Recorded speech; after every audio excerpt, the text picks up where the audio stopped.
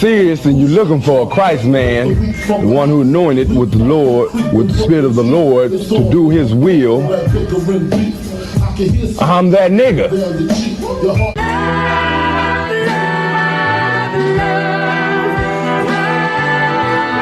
One West, 125th Street.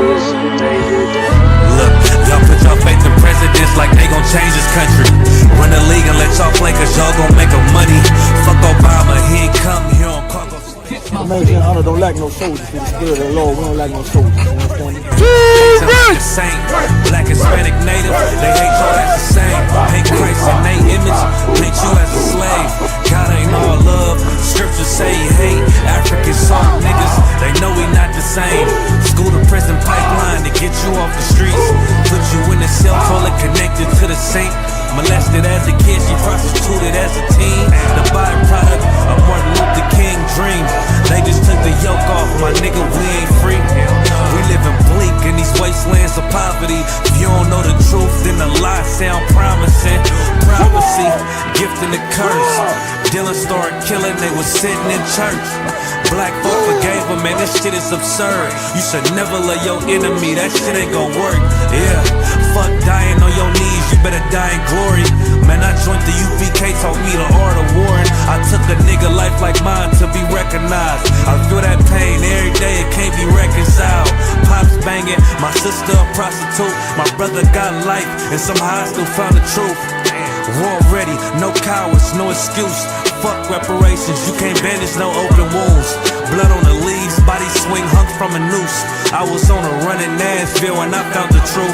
I called the school, classes being held by the shock on my life. I want to be a gangster like a cop. Do this for my brothers, real brotherhood. Everything we do, we got it out this book. My nigga, I can never be no African. UPK the only authorized acronym. I'm passionate about my brothers and sisters.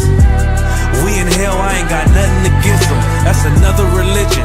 If it ain't under YAHANNA, ain't me murdered by them and got a hug from YAHANNA. That's the way out for a coward in my observation. They don't fear the Lord, they indoctrinated. Wolves in sheep clothing, Joe Osteen. Real priests bringing back black royalty. One West on my headpiece, rank and order. Can't let them trick me off the streets, I gotta raise my daughter. I got brothers at the border ducking ICE agents. I got the name change, it was life changing. My family thought it was a game, put on all black, they said I was going through a phase. It's more of us in jail than it was slaves. Aquí somos la Escuela Israelita del Conocimiento Práctico Universal. Hoy estamos aquí. Lord Commandant General YAHANNA I.S.U.P.K.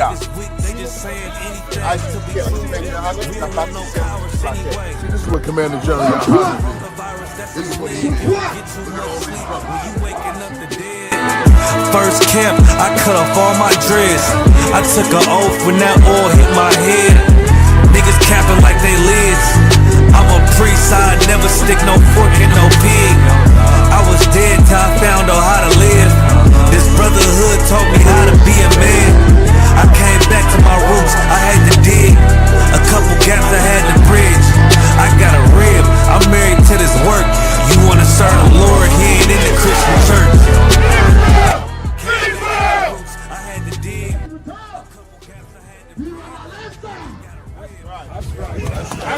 Hey, listen, brothers and sisters, man.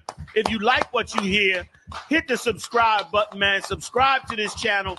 And also, please, go to isupk.com and pay your tithe. Drop me some cash so we can move around this planet like we need to, man, and do the things we need to do. They're one West. They're one West. They're one West. They're Hey, Shalom, Yahweh Bahashem, Yahushua Brakatham, to all the brothers, Yahweh Shemalatham, Bahashem, Yahushua, to all the sisters. I'm Priest and Officer 500 Barak Yala. You understand, with the I.S.U.P.K, which is the Israelite School of Universal Practical Knowledge, under Commander YAHANNA, 1 West 125th Street, Harlem, New York, right? Just like every Tuesday evening, afternoon, wherever you're tuning in from, we got the Brotherhood class taught by myself. Shout out to everybody that's in the chat. You understand? Most High Christ, newly raised brother, Adam, Yabashin Shabrakata. Who else we got? You see 0 Day, Shalom, Young Man Marvin, Yahweh Ba'Hashem Shabrakata, Louisiana Voodoo, Shalom. Good night. That's a crazy name. Damn, we'll get to your comment in the section, right? In a moment.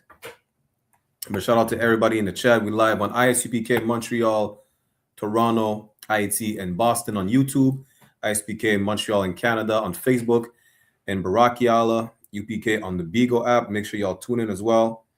Any questions, comments, just put it in the chat. Make sure you ask all your questions. There is no dumb question to ask, right? You know, this is the Brotherhood class where we learn how to love one another, who to love, who not to love, who to focus on, is what the class is all about, right? And we're going to see an interesting topic because what? Again, this is the I.S.U.P.K and the Commander General YAHANNA since 1969. We've been teaching you nothing but the truth about who are the real biblical Jews, who are the Israelites, so-called Blacks, Latinos, and Native American Indians, descendant of the slaves in the Americas and the Caribbean. We're going to see the reason why we've been in the predicament that we're in. It's not like we don't have the solution. We have the blueprint. We have the solution. But what is the problem is that we don't follow the instructions. And you see how in the Bible it says there is nothing new under the sun. It's not like anything that we do, anything we go through, we never went through that before. You understand? That's what we're about to see today. About to see that we always had the solution. It's not like we never followed the solution. We already did. We just decided to go back, to go back to our vomit again. You understand? We decided to go back to doing the dumb stuff. There was a solution for a criminal. You know, he said he can't make money or whatnot. He can't pay his rent, so he resorts to, I'm loosely giving an example, right? Go commit a crime to make some money. The solution is go get a job, right? When he gets a job, he can make some money, maybe not whatever amount of money he makes, and it keeps him out of jail. But then, for whatever reason, he decides to commit a crime again and then goes back to jail. He's released. He go get a job, keeps himself out of trouble. He don't go to jail. For whatever reason, it doesn't matter if it's the love of money. It doesn't matter the reason. He goes back to jail. Why? Because he decides to commit crime again. And that's what we're going to see today. What we've been doing that's like the topic of the class. We've been following the heathens since Adam. I should have named it Following the Heathens since the Garden of Eden. That's not going to be a shirt. That's definitely not going to be approved, but you get the point. Because this is exactly what we've been doing. Let me just share the live. We're about to see in these precepts that we always had the solution. We did follow it at some point. How do we know? Because every time the nation of Israel has been punished, they plead to the Lord forgiveness. They say, we're going to go back to following your way, which is what we should have been doing since the beginning. You understand? Shout out to Aizan, SHALAM, Yabashin Shabrakata. But real quick, we'll get to the comment of Louisiana Voodoo because it's in the topic of the class, right? So they said, I'm not telling y'all to forgive Africans for selling our ancestors into slavery, but y'all weird for saying Mexicans. Oh, good night. I didn't even see that. See, that's the problem. That's a problem. Right after I salute my brother too, Ban Yashikar, right? So this cat is saying, I'm not telling y'all to forgive Africans for selling our ancestors into slavery, but y'all weird for saying Mexicans and Native Americans are our brothers, knowing they also enslaved our ancestors, right? So now You see, when the Bible says prove all things, you would need to show me, when did Mexicans enslave blacks? When did Native American enslave blacks? You don't know who you're talking to. Not only do I teach the Brotherhood class, but I'm very well versed in history as well, right? So now, prove your claim of Mexicans enslaving blacks, of Native Americans enslaving blacks. That's what you need to do. You understand? Until then, listen, just be quiet, you know. And for those, and we're going to address that comment as well, if he can't prove it at the end of the class, because we're going to stick on topic, right?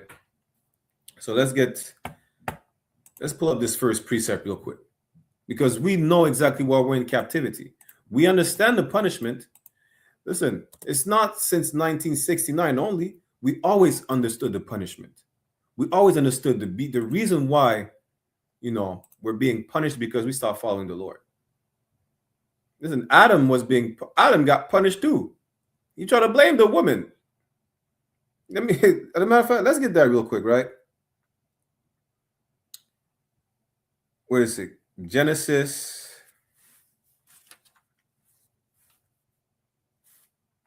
chapter 2. Let's go to Genesis chapter 2. Let's start there. Imagine that. Adam got punished. He told the Lord, yo, the woman you gave me made me sin. This man said, what? I gave you command to obey. You gave her command to obey. You understand? Don't blame her because you disobeyed what I told you to do or not to do. But let's get into it. Let's go to Genesis chapter 2. Let's start at verse 7 for context, right? And then we'll get back to the comment of whatever cat is trolling. I just want to call it trolling, right? Let me share my screen. Genesis chapter 2, verse 7 says, and the Lord God formed man of the dust of the ground. So that's after the creation. You understand? He rested on the seventh day and he formed man. He didn't create man. Man's already created. Go to Genesis in the first chapter, I think is verse 27. He created male and female. You understand? He created them. So man is already created. But now he's forming man. What does that mean? The key word is to form. Right? It's like when you go on a job in a formation, you're being molded. They forming you into, how, I forgot what's the English word to say it properly, but basically, right? He's instructing Adam on what to do, what not to do. You understand? That's what it means. He's forming man. He doesn't mean he's literally molding him like pottery. It's like you're not being molded. Like you see when you get a woman talking about, I'm molding her. Are you molding that woman like pottery? Like you could understand the metaphors. I don't know why everybody understands metaphors outside the Bible, context outside the Bible. Well, apply it with the Bible, because forming man, basically, he's giving Adam the law. He's giving him the instructions on what to do, what not to do. Just like when you're giving instructions at your slavery, what you call your job, on what to do, how to do things, how to not do things, what not to do. That's exactly how the Lord formed man, which is Adam, right? Of the dust of the ground, meaning from his lowest state. And the brother in the chat on the YouTube, bear with me, I'm going to address your comment in a second. And breathed into his nostrils the breath of life. That's the law. You understand? And man became a living soul. How do you know that's the law? What does it mean to be a living soul? Right? For context, anyone can answer in the chat. Let me ask you all that. How do you know he was breathing? That breath of life is talking about the law. How do you know? Hey, Shalom, Yahweh, Shemala, Thaba, Shem, Yahweh, Shai. Thank you for tuning in on the Beagle. Anyone could answer.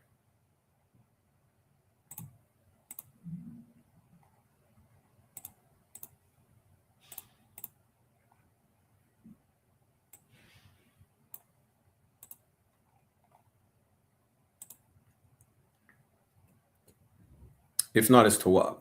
That law, how do you know law is life? Listen, let me use this precept real quick. This is the book of Baruch. He became aware.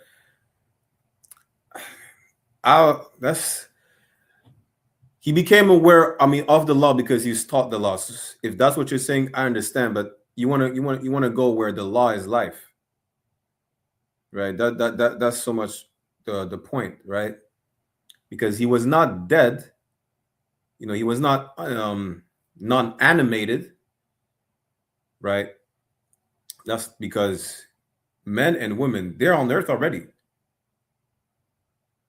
He's not literally bringing up a dead body and breathing like the Christians do in life into him, right?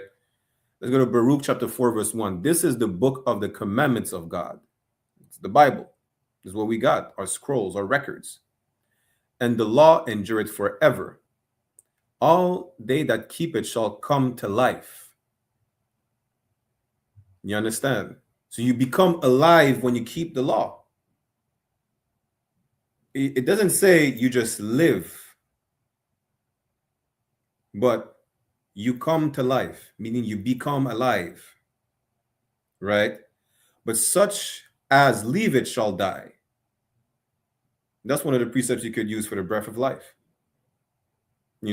Adam came to life when he was taught the law, when he was formed by the Lord. Just like we're forming these young men, you're forming these troopers. He got taught the law, basically, right?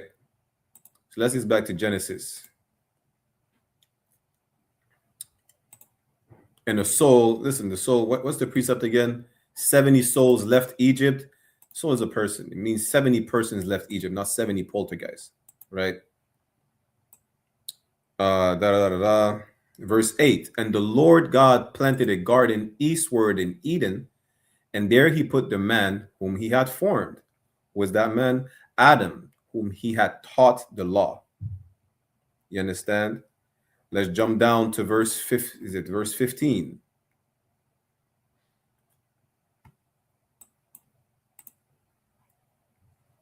Salakia. Genesis chapter 2.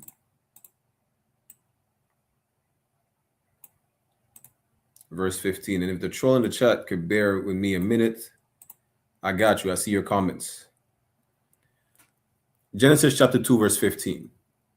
And the Lord God took the man and put him in the Garden of Eden to dress it and to keep it.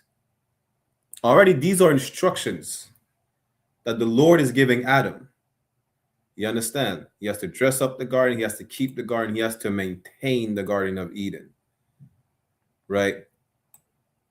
Verse 16.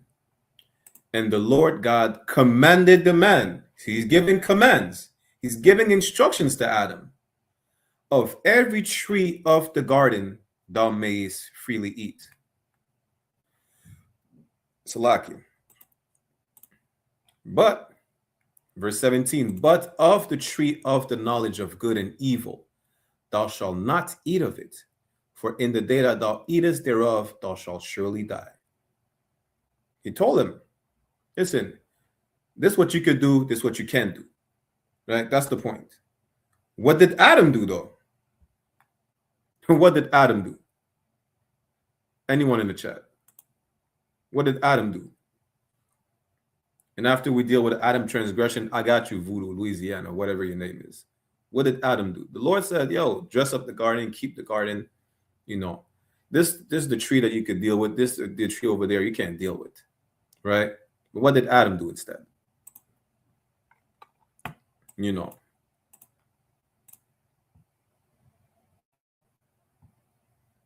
me 1 second.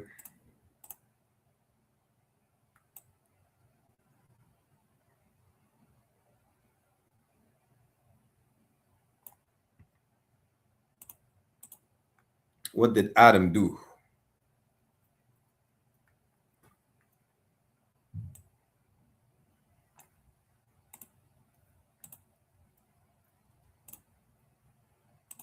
The answer is in the title of the class.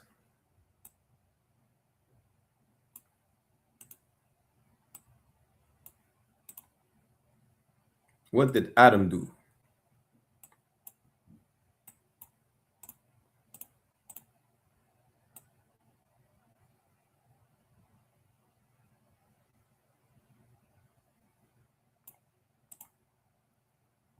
No, so for time's sake, here's what Adam did. He listened to his woman. Yes. But what does that mean? What does that mean, Izan? God gave him instructions, but he listened to his woman. What did his woman tell him to do? Or what did his woman tell him? I'm giving y'all I just gave y'all the answer. And sometimes I'm not trying to, because I'm trying to have y'all think, what did he do, right? Izan is correct, though. He listened to his woman.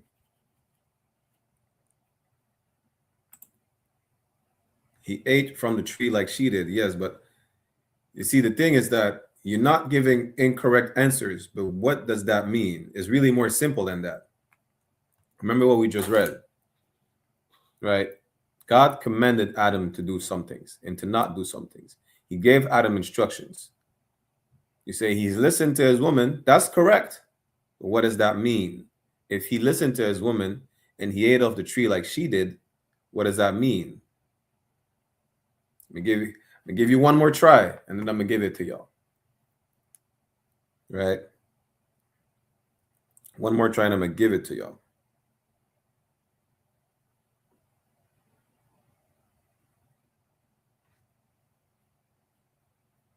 If Adam listened to his woman and he did as she did, damn right. Give Isaiah a head. Damn right. Why? Adam listened to his woman. He didn't listen to the Lord. That's all he had to do. That's the title of the class. We've been following the heathens since Adam, since the Garden of Eden. We've been doing what we're not supposed to do. You know? So what Isaac said is correct. He listened to his woman, but he would not. Who is the woman? What do you mean? God told you to do something. You listen to the woman as opposed to me? He ate from the tree that neither of them were supposed to eat. Listen, she knew she was not supposed to eat either.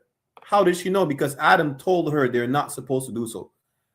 And that's biblical, the instruction. You see how was it 1 Corinthians 3 and 11 and 3, where there's a hierarchy, right?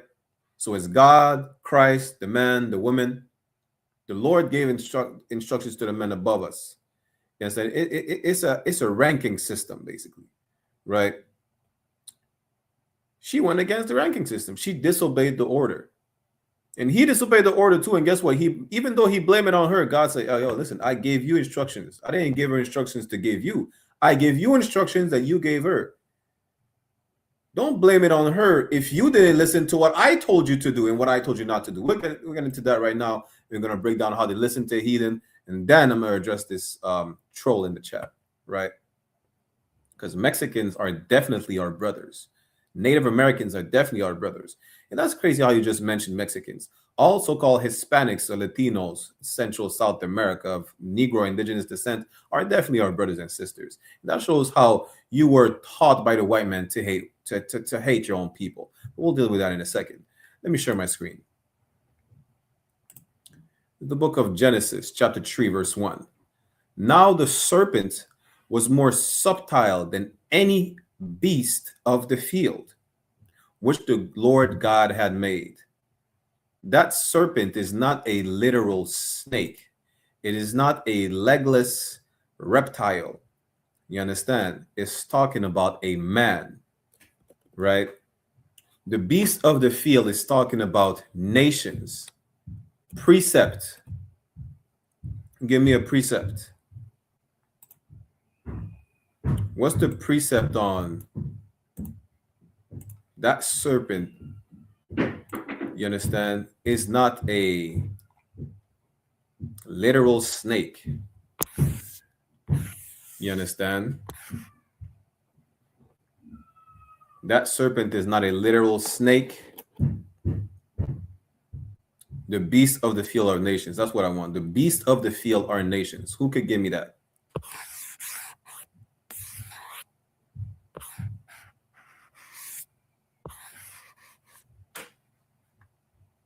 The beasts of the field are nations.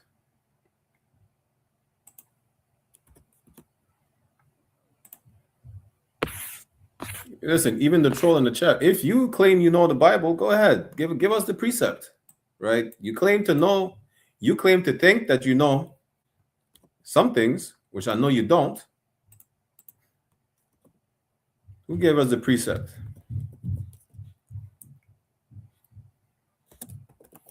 The beasts of the field are nations, right?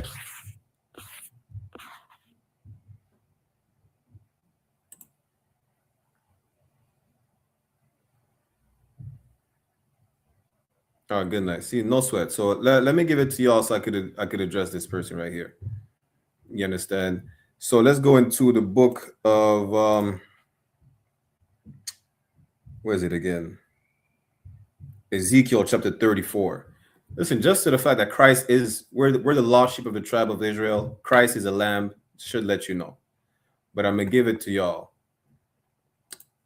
This is the book of Ezekiel. What is it? 34. Precept upon precept, right? You can refer to anywhere where Christ is called a lamb. Is Christ a literal lamb? Or the lost sheep, literal sheep? No. But a better precept is this, right? Ezekiel is at 34. Let's go to verse 5.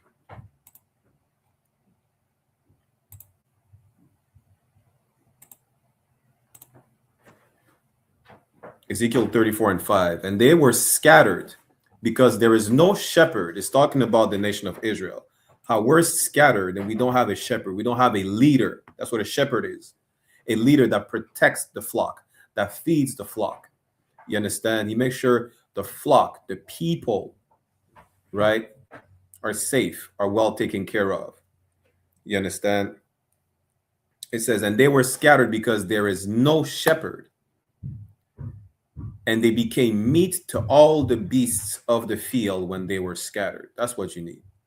We became meat. We became food. We became prey to all these nations that are preying upon us. You understand? Isaiah, I got you. Let me just finish reading. Verse 6. My sheep wandered through all the mountains. It's talking about the nation of Israel again. It's calling us sheep. Are we sheep literally? Listen, the tribe of Issachar, shout out to the tribe of Issachar, so-called Mexicans. It's talking about the tribe of Issachar as far as being an ass that crouched down. If I'm just paraphrasing, right? It's an old English word for donkey. You understand? The Lion of Judah. The Lion of Judah, the wolf, Benjamin. You understand? It's again, y'all need to stop making it seem like it is impossible to understand biblical context. It is, because y'all do it every day. Just not in the Bible. Again, my sheep wandered through all the mountains and upon every high hill, Salakia. Yeah, my flock was scattered upon all the face of the earth, and none did search or seek after them. No one tried to retrieve us. No one tried to tell us who we are. No one tried to bring us back to the Lord. But it's talking about the nation of Israel, comparing them to a sheep, to a flock of sheep. You understand? With no shepherd, meaning no leader, who are prey, who are food, who are consumed by all the beasts of the field. Right? I want to read till verse 8. Therefore, ye shepherds, hear the word of the Lord. You leaders, those who are supposed to be leaders, hear the word of God, right? Again, it's talking about a shepherd. A shepherd is not a leader of a people. In a literal sense, it's a leader of a flock of sheep, or a herd of sheep, or a herd of cattle. But it's referring to the leader of the people as the leader of a flock of sheep. The people are the sheep. The leader is the shepherd. You understand? Verse 8. As I live, said the Lord, surely because my flock became a prey. That's why it says we are meat to the beasts of the field. The beasts of the field were prey. They devour us, just like a bear would devour a deer. You understand? Hyenas would devour antelopes and whatever zebra, whatever prey they're chasing. became a prey, were preyed upon. It says, Lamentations 4:19, our oppressors as swift as an eagle. An eagle is a predator. You understand? All these nations are predator to us. As I live, said the Lord God, surely because my flock became a prey. Again, we're referred to as a flock. We are prey to these savage, disgusting, heathenistic monsters. And my flock became meat to every beast of the field because there was no shepherd. There's no one to tell us not to celebrate Christmas. There's no one to tell us to love one another. There's no one to tell us, you know, that voodoo is not our culture. There's no one to tell us the right things to do and the things not to do. There's no one to guide us. Just like you see how kids they end up in certain situation because they have no guidance. It's the same with us. It's the same for the people. We have no shepherd. We have no guidance. We have no leadership to lead us the right way. Neither did my shepherds search for my flock. These Christian pastors don't give a damn. They're all about money. They don't give a damn telling blacks, Latinos, and Native they're brothers. They don't give a damn. They're all about money. You understand? They don't care that they know what they're teaching is wrong. These fake Israelites know what they're teaching is wrong, but they don't care about the people. You know who cares about the people? Commanding General YAHANNA cares about the people. He cares about protecting and feeding the flock. That's the only leader, the only shepherd the flock has that truly cares about the flock. You understand? But the shepherds fed themselves and fed not my flock. Didn't I just tell you the leaders don't give a damn about the flock? The congregation. Listen, where's the clip? I need to find the clip real quick, and then I'm gonna address. I'm gonna check the precept Izan put in the chat, as well as the troll. Right? What the preacher said. The preacher said he shut the doors. He then kidnapped the congregation. He said to shut the doors of the church if they not deposit 40 grand. Let me see if I can find that clip real quick, and then we're gonna get to Izan and the troll.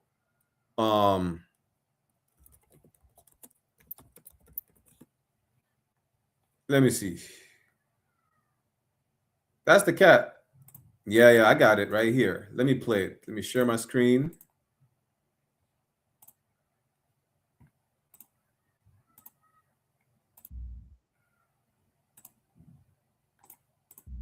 Ushers, close the doors. Close the doors. Close the doors. It's 1,000 that's watching online. This is a small seed. If I get 1,000 online to give this, if I get 1,000 in the sanctuary to give this, that's $40,000 tonight. Now, everyone up here, we've all sowed and seeded, but I need everyone standing up here with us, with me, to plant a seed of $100. This man saw homosexual talking about planting seed left and right. That's crazy. The point is this: he told the church shut the doors to get 40 grand. We just read in Ezekiel 34:8, but the shepherds fed themselves and not my flock. You think what is this? What he's gonna do? Do y'all remember the movie? I think it's called First Sunday with I.S.U.P.K and what's his name? Cat Williams, talking about buying an AC for the church and this and that. Listen, aren't you supposed to focus on the people? The church is not the house of God, it's the house of Satan. Are you renovating the house of Satan? You understand? Come on, man. Come on. They don't give a damn. These shepherds, these religious leaders, these spiritual leaders or whatnot, they don't care about them. They care about their lust. They care about their personal gain. That's what they care about. Little sodomite nature boy in them, you know, polite. I don't know if polite is a brother or not. He claims he's not. So let him be treated as a heathen, I guess. They only care about themselves. They always had a hidden agenda. It's about themselves. It's about their lust. It's about their gain. Flying on private jets and things like that. That's it. They don't feed the flock. Now, that's the precept for the beasts of the field. You understand? Before we get back to Genesis, yeah, you could ignore him, Izan. I'll deal with him. You said, what precept you want me to check? Isaiah 56, 9 and 10. Let me go to it real quick. Bear me one moment. Are you asking if this could be used as a precept for the beast of the field as well? Is that your question? Is it 56:9?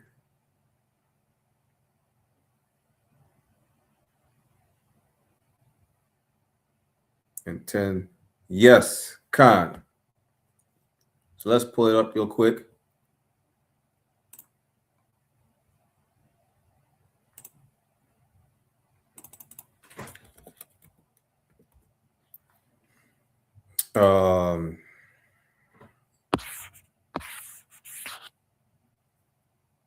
Isaiah.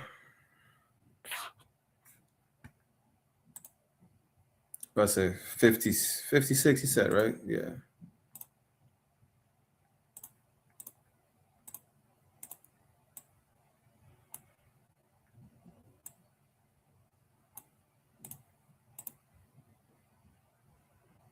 And that, listen, that goes to the same point of all persons don't give a damn. No, our leaders do not give a damn. Most High in Christ, look at this. This is the exact same thing. And they were judge of troll, right? Isaiah 56, chapter 9 says, all ye beasts of the field come to devour, yea, all ye beasts in the forest. These nations are come to devour us. You understand? They come to consume us. Right? This is what we just read in Ezekiel. Verse 10. His watchmen are blind. Now, this you could use this for what we just read in Ezekiel 34:8, where our shepherds are not searching for us. But this is more so when they turn a blind eye. They don't really, again, they're useless. How do you understand they're useless, right? His watchmen, the people who are supposed to watch out for us, they're blind. They can't. Some of them don't see it. A lot of them, listen, they just turn a blind eye. I ain't gonna hold you. You think Martin Luther King did not know it was not good to join these white people? All he wanted to do is what did preachers say? He wanted to sow seed in unfertile heathenistic ground. That's what Martin Luther King wanted to do. You understand? Once he done that, post-nut clarity, he realized that his dream was a nightmare. You understand? He led his people into a burning house. That's what he realized. They are all ignorant. Talking about preaching equality, preaching integration. Listen, are you stupid? Still worshiping white Jesus, talking about there is no such thing as white supremacy. God loves everybody. So why don't you tell these white Christians to love the black Christ? Right? Christ has no color, so why is he painted as a white man? If Christianity is for everybody, why is the Savior white? According to history, white is not right. They shed blood everywhere they go. Children go missing, if not worse. You understand? They are all dumb dogs. It's not just being stupid. Dumb. Let me see if I get y'all the old English definition for dumb. If I'm not mistaken, is mute. Right? There you go. Mind you, this is the old English term for mute or silent. Not stupid, right? Historically speaking, historically, the word dumb originally meant mute or silent. Trace back to Old English dumb and Proto-Germanic dumbass. It referred strictly to a physical inability to speak with no relation to a person's intelligence. You understand? Salakia. Meaning what? I have a Rottweiler. Ruby's turning 5 this year sometime. I don't know when.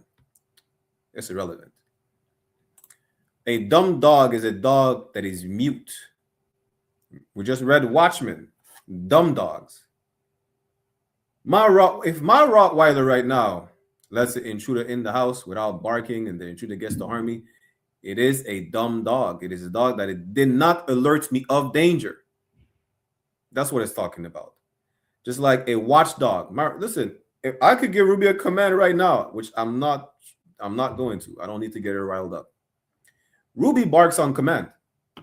She will bark when what you call it again?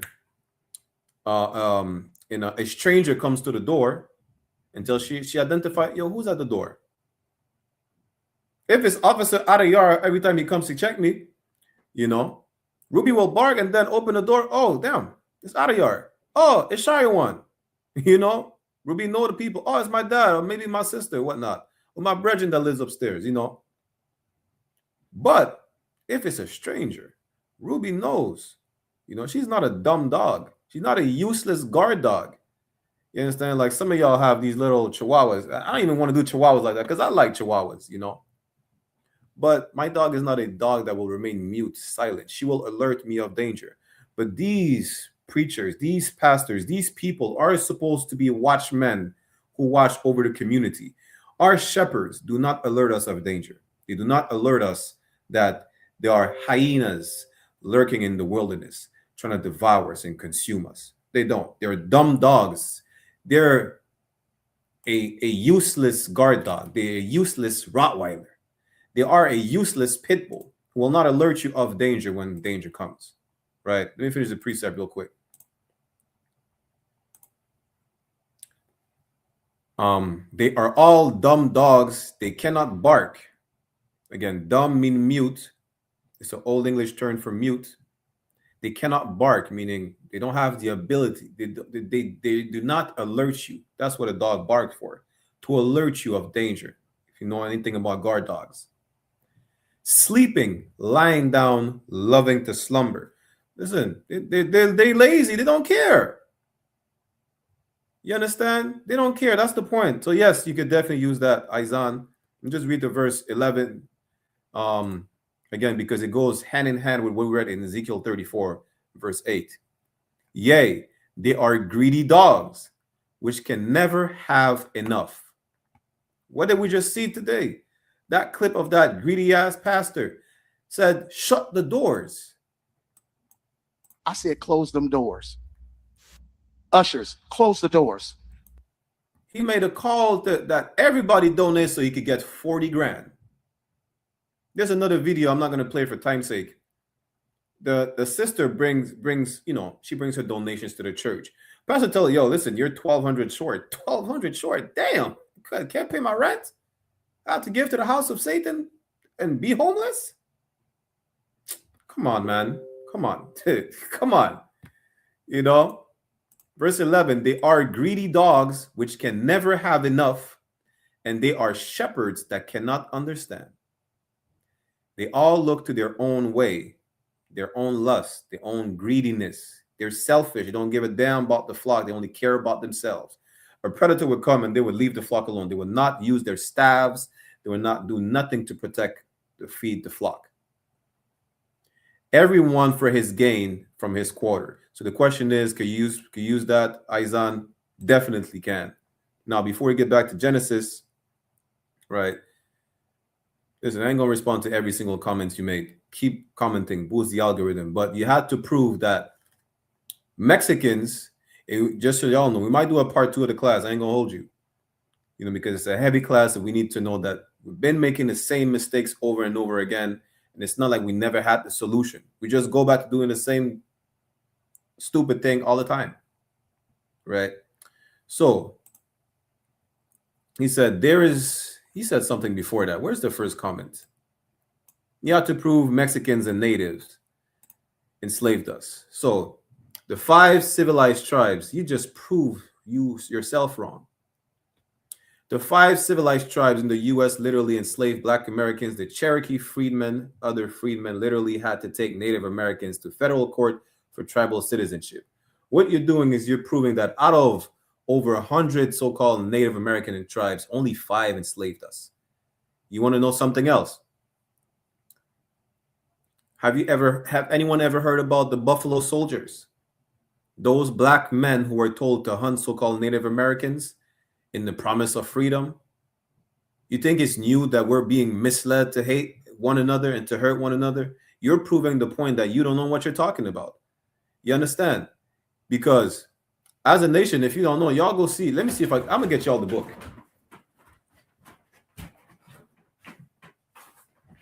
Listen, I have it handy right here.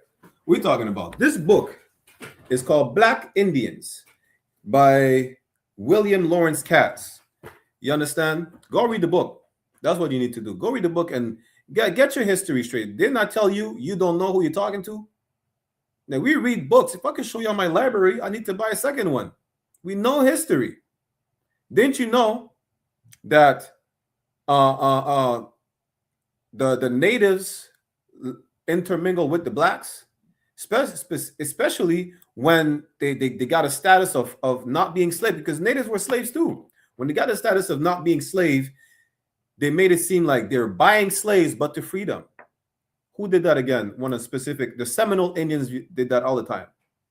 All so-called tribes, or you know, for lack of a better word, tribes of native nation did that to free them. Besides 5 out of 100, over 100, only 5 did that.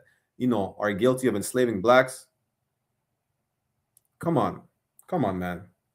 There are rules that were set in place. Go read that for yourselves. There are rules that were set in place to divide so-called blacks, Latinos, and natives to stop us from intermingling with one another. You don't know history. We do. Native slaves, to prevent them from fleeing the plantation in Canada, you know what they did? Especially by the French.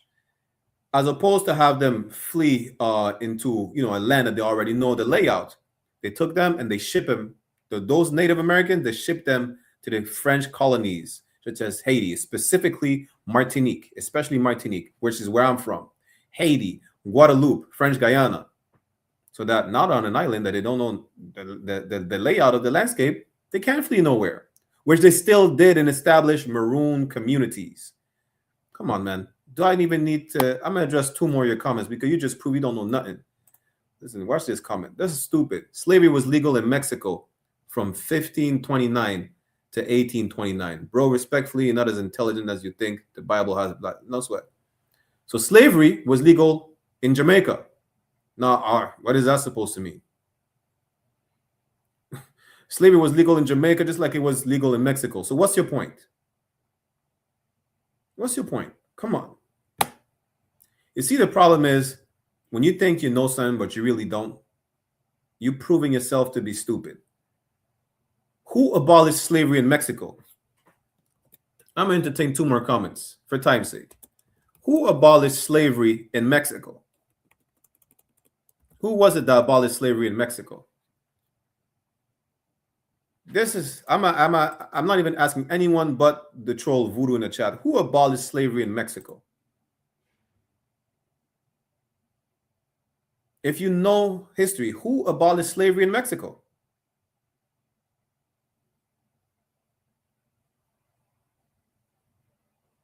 You're typing in the chat. Why don't you go type on Chat GPT or Google?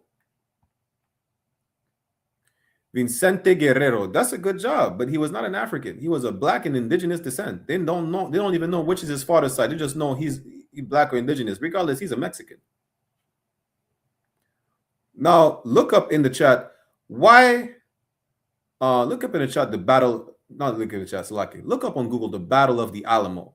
Look up what was the Battle of the Alamo about. Look it up. You understand? No, let me see if I can just 1 more comment. That's crazy. After that, I'm done with you because you don't know nothing. Understand? It said keep paying taxes to the white man. Nigga, you pay taxes too. That's how I know for a fact. Let me say abolish slavery Mexico over 300 years later. Listen, the Haitians are the first to abolish slavery in Haiti, 1804. When they abolished slavery in Haiti, is that relevant? See, listen. Just for interaction with the crowd and to prove a point that people should be quiet. They're too quick to speak, not to hear. They don't know what they're talking about. That's why I entertained your trolling in the chat, which you think is serious. I take it as trolling because I know you don't know nothing. Your name is Hoodoo in Louisiana Voodoo. Don't you know that Voodoo is a West African religion? Don't you know that Voodoo belongs to the West Africans? The Mexicans did not enslave the blacks. The Mexicans were slaves. The Mexicans were slaves themselves. See, you don't know what you're talking about. I'm done with you. Now, let me educate y'all for a second, and then we go back, right? Which proves the point. We've been following after these heathens, you understand, since the Garden of Eden.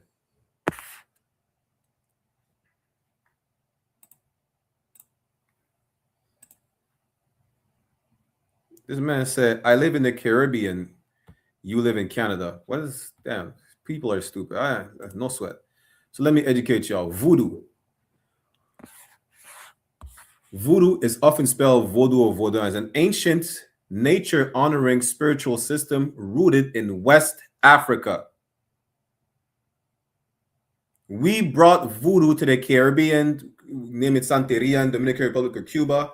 Voodoo, the Haitians still call it voodoo. We call it Kemboa, whatnot, because we brought that aspect of African culture because we were taken from Africa. We adopted some of the African customs when we dwelt in Africa.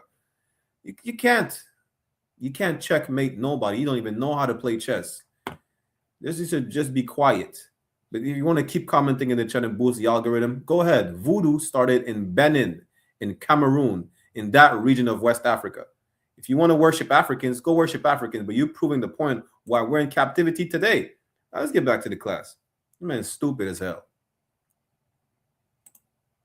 Let's get back to the class. Where's it? Genesis 3:1. Right? Make sure you like, share, comment, subscribe. You know what you could do? One last thing. You could either call Cross the Line Radio every Thursday, 10 p.m. Eastern Standard Time. You could come on Beagle if you want to argue with us. Barakiala, just like it spelled my name right here. Or you could call, you could come on our show, Heads of State 144, every Tuesday, 9 p.m., 9:30 p.m. Eastern Standard Time. One West Ground Zero Radio, Sunday, 1 p.m. Eastern Standard Time. And we will show you how you know nothing. You understand? Let's get back to it. Genesis chapter 3, verse 1. Again, now the serpent was more subtle than any beast of the field which the Lord God had made. We see I was talking about these other nations. Right?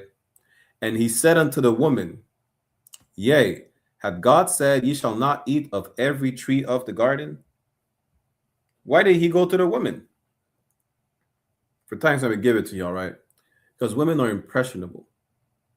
It says in 1 Peter 3:7 that she is the weaker vessel. You understand?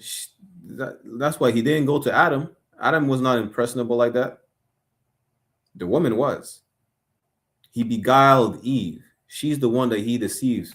He went for the weak link. That's what a woman are, the weaker vessel.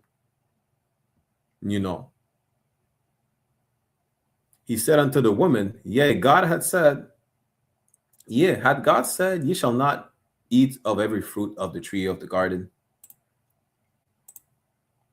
Verse 2, and the woman said unto the serpent, We may eat of the fruit of the trees of the garden. So she's telling him what she knows about. What can we do? What can we not do? Verse 3, but of the fruit of the tree which is in the midst of the garden, God has said, Ye shall not eat of it. So here's what we're allowed to do. Here's what we're not allowed to do. Yes, we can eat everything in the water that has fins and scale, but if it has only fins, only scale or neither, we can't do that. I'm just giving you an example, right? He's not talking about eating physically in the literal sense. Think food for thought. God has said, Ye shall not eat of it, neither shall ye touch it, lest ye die. We should not even have approached these other nations. That's pretty much what the Lord told us. And I'm going to give y'all a precept where the trees in the garden as well are the other nations. And the serpent said unto the woman, Ye shall not surely die. See how he beguiled her? Like these Muslims want to tell you, yeah, come to Islam. It's the truth. Islam is better than Christianity. Yeah, you understand? Bow to the rock. Islam is a peaceful religion. You understand? Christianity is for everybody. Don't listen to these Israelites. God loves everybody. I'm going to show you how beautiful it is. Flowers and hugs and kisses. Come to find out, that's like Simba. The movie Simba. Mufasa told Simba, "Don't go over there in the elephant graveyard." Simba still went. That's outside the Garden of Eden. That's where he would told us not to go. You understand? Salakia, let's jump down to verse 6. Now we can read verse 5, for context. Verse 5. For God doth know that in the day that ye eat thereof, then your eyes shall be opened, and ye shall be as gods, knowing good and evil. So he's beguiling the woman like, yo, listen, you're going to get some power. Yeah, I should have asked y'all for that, for y'all to break it down. Basically, he told the woman, yo, you're going to be powerful. You're going to, listen, you're going to be on a pedestal. Don't believe what God said. Listen to what I'm telling you.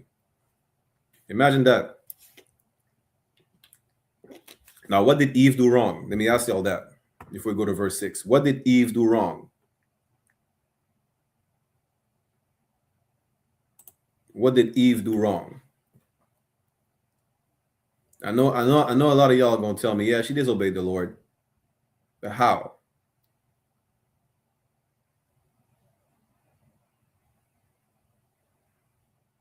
What did she do wrong, and how did she disobey the Lord? How, what did she do wrong? I'm giving y'all the answer inadvertently, just so y'all know, because I'm poor with words. But what did Eve do wrong?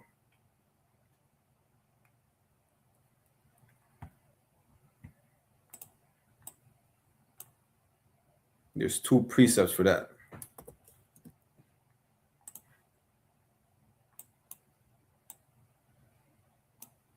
Yeah, we're definitely gonna do a part 2, because damn, so many precepts you could go over. We follow the heathens and then we go back in captivity. We follow the heathens and we're punished. All we need to do is obey. What did Eve do wrong?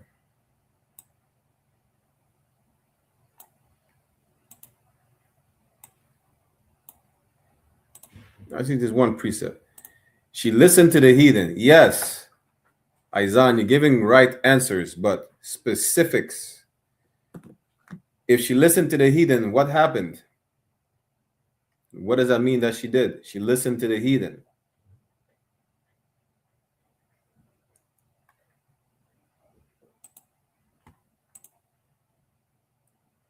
See, this is not just for us to understand, right?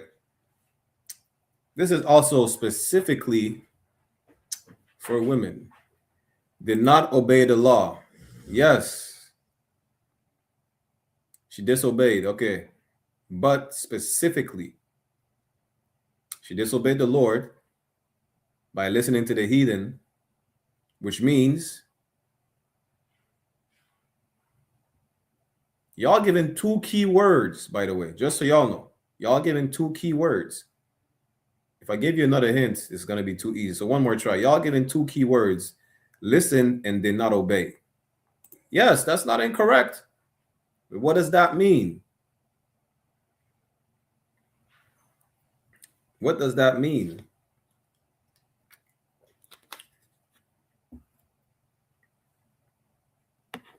Come on, I'm going to give y'all, 10 more seconds.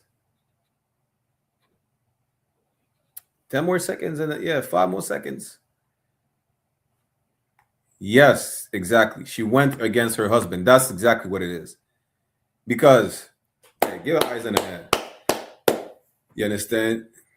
She turned her back on, yes, she turned her back on the Most High, but how did she do it? The Most High didn't speak to her. The Most High didn't give her the instructions. Isaiah got it right. She went against her husband. God gave Adam the instructions. Adam told her what to do, what not to do. He gave her the words of God. Of course, she's going to say, God said to do this and that. You understand? Listen, we get orders passed down. I got orders passed down from my captain. And he said, Commander YAHANNA said this and that. You understand? If I tell the next man, yo, Commander YAHANNA said this and that, I didn't speak to Commander YAHANNA directly. I got it from my captain. You understand? That's what she could say. Yeah, God said to not do this. God said to not do that. And even then, the serpent said, yo, did God say this? The point is she went against her husband.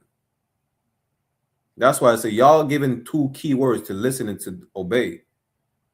Right? Let me give you all this precept. This is the book of Ephesians, chapter 5, verse 22. Wives, submit yourselves unto your own husbands as unto the Lord. She did not do that. She didn't submit herself to her husband. She submitted herself to the goddamn heathen. She should have listened to Adam. She should not have listened to that serpent, to that man. She listened to another man but her own. Take note, sis. Take note, sisters. Listen, your man, as long as he's not telling you to do something unlawful, listen to him. He tells you to make a sandwich, go make the sandwich. He tells you not to wear these high heels, don't wear the high heels. You understand? He tells you to dress a certain way, to not dress a certain way. As long as it's not something unlawful, just submit to your man. Listen to what he says. Eve did the total opposite, you know, and that's how she disobeyed. All she had to do is listen to Adam. But, and I ain't putting the fault on the sister, right? Why? Because Adam messed up too. Like Isaiah said, he listened to his woman. He didn't listen to God. You know, she got beguiled and told, yeah, you're going to be powerful. You're going to get status. She's like, oh, damn. They said, tell a woman she's going to get power. Listen, that's what feminism did. Feminism is a perfect example of the serpent beguiling our women. Feminism had nothing to do with women empowerment. Feminism was about, you know, white women wanted to be as much as deviants as their husband. Their husband is cheating on them all the time. Well, we don't say cheating, but he's sleeping with other women all the time. They just wanted sexual freedom. They wanted to be openly whores. That's what feminism was about. And they beguiled our women saying, yeah, just, you know, it's about women empowerment. We women are colored because it's about women empowerment. All these feminists are racist anyways. What made you think it was about women empowerment? You are not included. But because you hear empowerment, power, you understand? You're like, oh, damn. Yes, you want power. You want to be independent. They gas you up with all these, with this smooth talk. The serpent is a subtle beast. He's smooth. He's cunning. Our oppressor is a beast. They're smooth. They're cunning. You know, so you beguile our women just like they do today, you know. And that's how they mess up. That's how they kick the men out the house. Let's keep reading. He beguiled the woman, telling her, yo, you're going to be like gods. You understand? Just do it. It was a scam the whole time. Genesis 3 and 6. And when the woman saw that the tree was good for food, yo, damn. And just a sidebar, nowhere in here it says apple, just so y'all know. Right? And when the woman saw that the tree was good for food and that it was pleasant to the eyes, that's why a woman is easily impressionable. It's pleasant to the eyes. Yo, gonna get status, gonna be as gods. Yes, why not? What do you mean? You know, I ain't trying to be a hep meat. I'm trying to be on the same level as Adam. I'm trying to be a god. Yeah, that was all talk. And a tree to be desired to make one wise. She took of the fruit thereof and did eat, and gave also unto her husband with her, and he did eat. This man forgets. Listen, what's that precept? Zerubbabel. We're gonna have to do a whole Brotherhood class about that, but let's keep going for time's sake. Zerubbabel in First Ezra chapter 4, right? It says, "Listen, men have lost their wits for women." He said that. Listen, women have a different type of power for men, but guess what? Adam, the truth, the law, is supposed to be more powerful. The men got weak. And it happens to a lot of men, but this is a perfect lesson to not be weak for a woman. You know, perfect lesson. Sadly, a lot of y'all might be, but that's why we're here to remind you, don't. A lot of men made this mistake to be weak for a woman. You know, it don't matter how she look. It don't matter if she was fine as hell. It don't matter if you think she cute on mute and everything. A lot of men made this mistake, and then guess what? Adam was the first to make that mistake for you. To not do the same mistake. But this is the topic of the class. We've been following these heathens since Adam. We've been doing the same mistakes over and over again. Now it's time to not repeat these mistakes. I see your question, Isaiah. Bear with me 1 second. You understand? Do not become weak for a woman. Adam was weak for a woman. And what did he do? He went against the Lord. And then he blamed it on her. She ain't to blame if you didn't listen. You chose to listen to her. What, she tie you up to a tree? That's what I said. You know, when I can't tie you, you're gonna hear me say that all the time, right? When we tell you to stop sinning, I can't tie you up to a tree and force you to stop smoking crack. The moment you untie yourself, you're gonna go right back to the pipe. I can't tie you up to a tree and force you to stop being a whore. Nobody forced Adam. Eve did not force Adam to disobey the Lord. He did it though. You understand? Then when we were attempted to be forced in the book of Maccabees to eat pork, we still didn't. We got tortured, scalp, tongue pull out, skinned alive, boiled alive, and we still did not disobey. The brothers did not disobey the Lord. So you can tell me about peer pressure being forced. Adam just got weak for a woman. Eve had that wop, salakia. You understand? Adam got weak. Let's finish this real quick, and then I'm going to get Aizan's question. Verse 7. And the eyes of them both were opened, and they knew that they were naked. And they sewed fig leaves together and made themselves aprons. For time's sake, I'm going to just give you all the precept for the nakedness. It's Exodus 32 and 25, right? And I have 1,000 precepts to go over with y'all. Next week, we definitely do a part 2 for the class. Exodus 32 and 25 is a perfect example to know that they were not literally naked. And then I'm going to answer Aizan's question because that falls hand in hand with why he's asking, why do Christians get the apple from? Or where did they get the apple from? The same way they understand that Adam and Eve were physically naked. Exodus 32 and 25. And when Moses saw that the people were naked, right? For Aaron had made them naked unto their shame among their enemies. That story is when they made the golden calf. You understand? Something else you could use is Isaiah 30 and 1. When we cover ourselves with a different covering than the Spirit of the Lord. What is the Spirit of the Lord? Is the law. Something covering. See, like a blanket, you protect yourself from the elements and the cold with a blanket. The Lord is a buckler, a shield unto us that follows the law. That nakedness is spiritual nakedness. It's not physical. You think the Lord is a deviant like y'all? That's white people who are deviants. So to answer Aizan's question, this is the same manner that they get the physical nakedness, the same manner where they get the apple is whitewashing during the Renaissance. Renaissance, which is a French word for rebirth, right? Damn, y'all have me do like 10 topics at the same time, but no sweat. We do a topic on that as well about the whitewashing. So basically, during the Renaissance, we used to rule Europe for a certain period of time. That's what they call the Dark Ages or the medieval ages, right?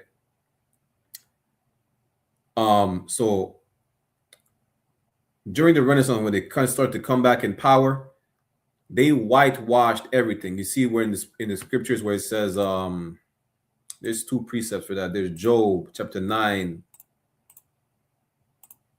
Is it 9? Job chapter 9, verse 22, 24.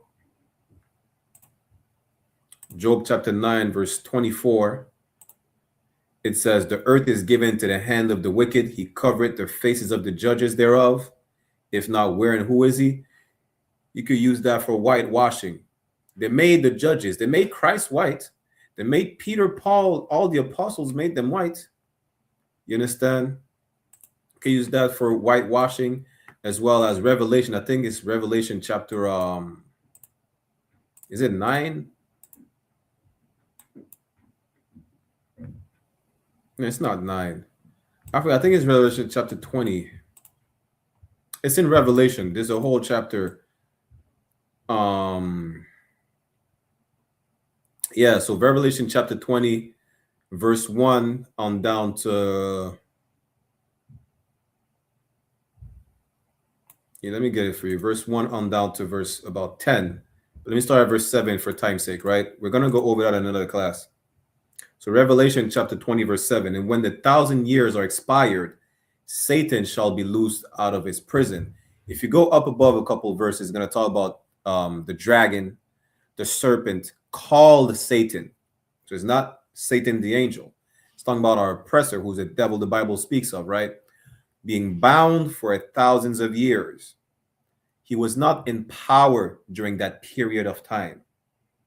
He was not allowed to deceive the nation. But at some point, he came back to power.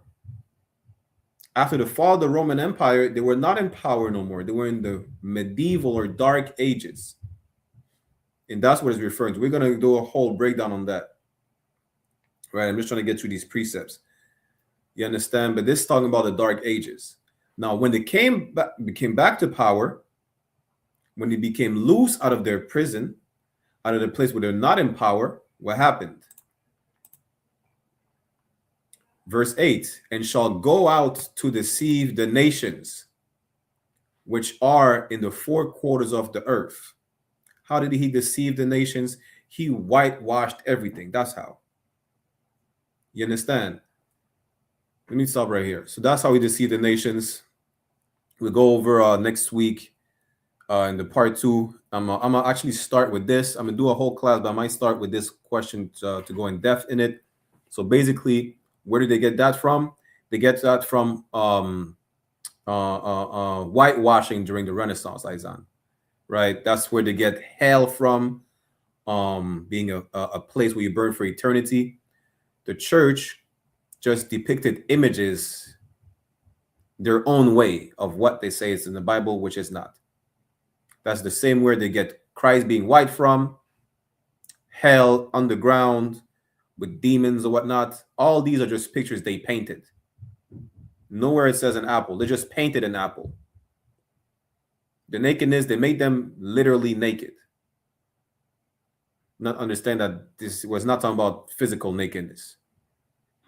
So all these pictures we see in the church is the whitewashing. This is where they get the apple from, the physical nakedness from, hell, heaven, or whatnot. If that answers your question, Izan, right? All right, no sweat. I am the Barak. Let's go back to Genesis, though. We'll get more in detail on that. If not, next week we're going to do a whole class on that, but that's where they get it from. So Genesis chapter 3. Genesis chapter 3 said they were naked. Let's go to verse 9 for time's sake. Genesis chapter 3 and 9. It says, and the Lord called unto Adam and said unto him, where art thou? Of course, because of what we just spoke about and the iconoclasm, which is the pictures, right? Let me not give you too much words, right? They call it iconoclasm, a fancy word for whitewashing. Because of these pictures as well, they're going to make it seem like, oh, they were in a literal,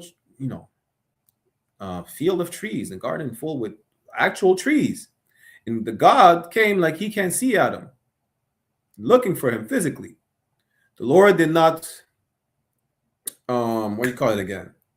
The Lord did not recognize Adam because he's not following the law no more. It's like, yo, like you see someone, the way they carry themselves, like you see someone who's a square.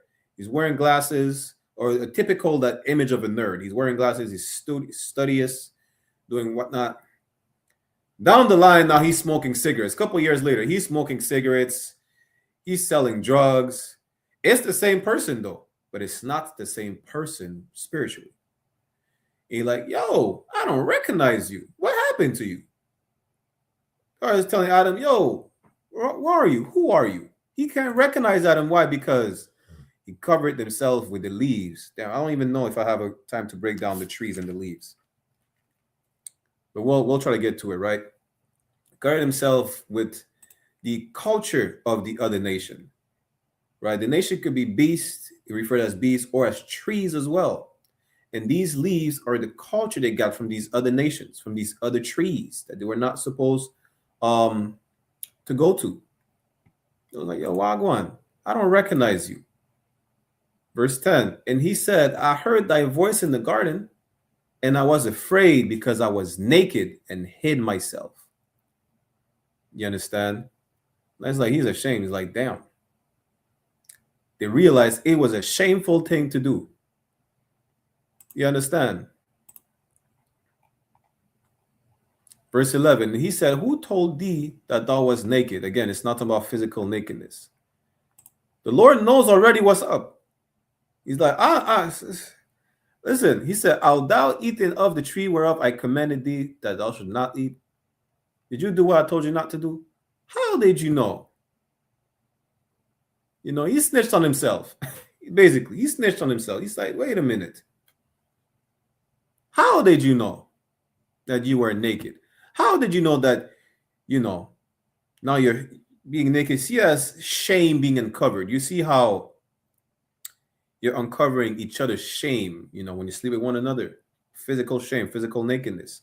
That's spiritual shame. It's like, what do you mean you're naked? What do you mean you're ashamed? What's going on? Did you do what I told you not to do? Did you go over by these trees, these other nations, and cover themselves with their culture? Is that what you did? You understand? And that's what I told you. Verse 12. And the man said, the woman who thou gavest to be Salakia. I have to laugh because Adam said, it's not my fault. It's the woman you gave me. Adam said, yeah, I ain't to blame. She tricked me. And that's funny as hell. Listen, that's one of the first lack of accountability on the planet. Salakia. And the man said, the woman who thou gavest to be with me. God, it's you who did this. You gave me that wicked woman. She gave me of the tree and I did eat. Yo, she tricked me, man. Yo, that girl, that thing you gave me, man. It's her fault. And you gave it to me. Listen, boy. Verse 13. And the Lord God said unto the woman. Again, it's not the woman's fault because he gonna check Adam too. But Adam told her, yeah, she made me eat. The Lord God said unto the woman, what is this that thou hast done? And the woman said, the serpent beguiled me and I did eat. She said, yeah, I mean, I did it, but that serpent tricked me. That devil the Bible speaks of, who's the Caucasian man, our oppressor, the devil, that old serpent, that dragon who's called Satan, the devil the Bible speaks of. You understand? Yeah, he tricked me. He deceived me. He beguiled me.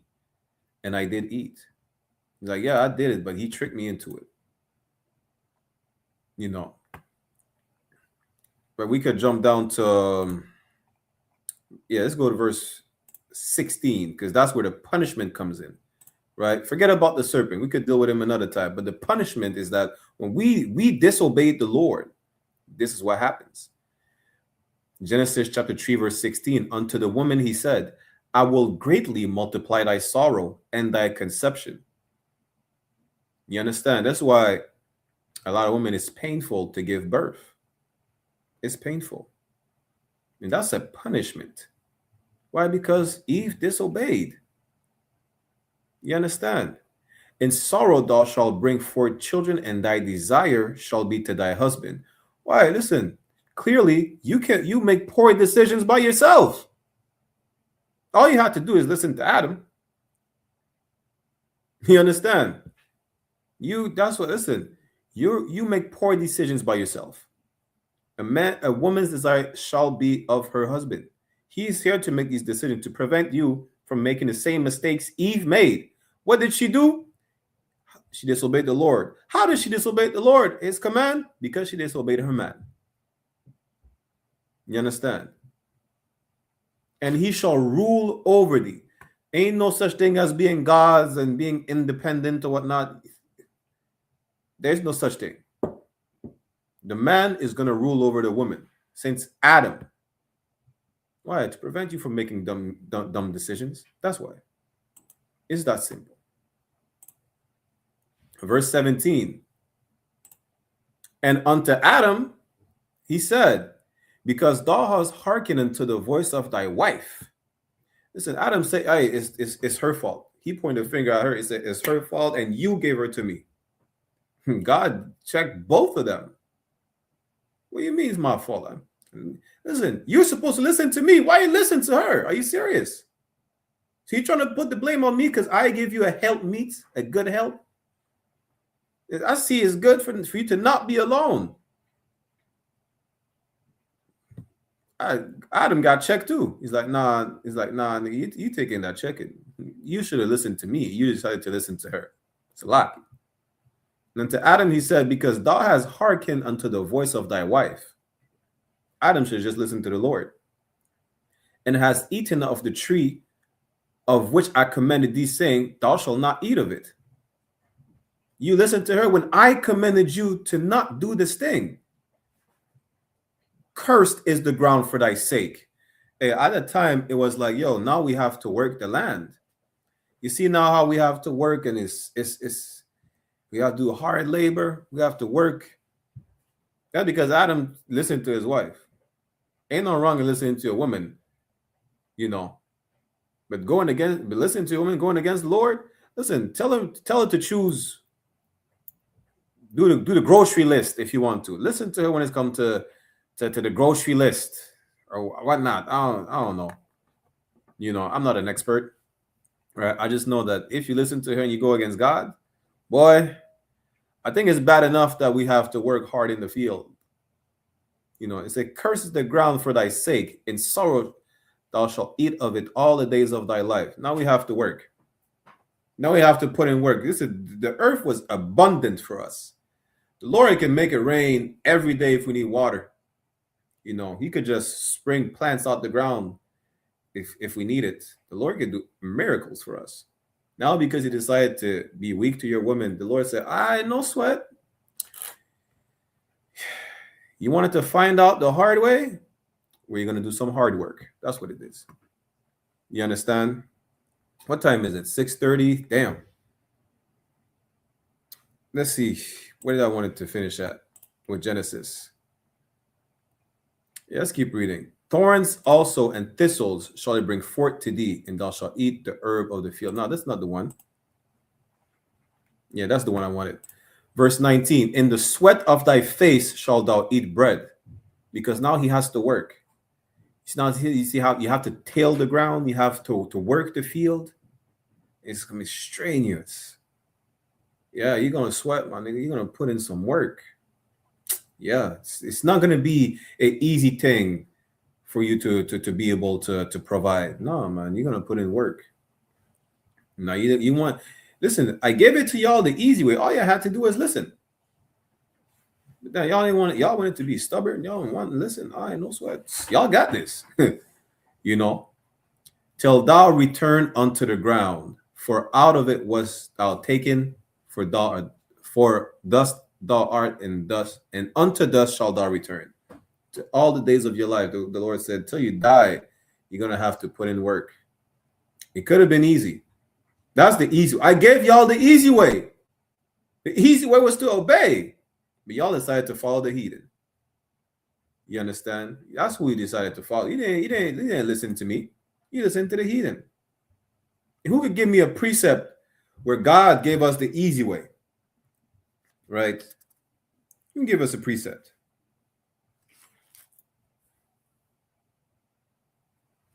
Matter of fact, two precepts.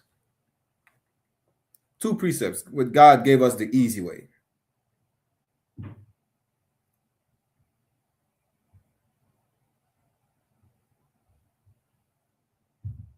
Two precepts. One in particular. The other one, I don't know if y'all get it, but one in particular.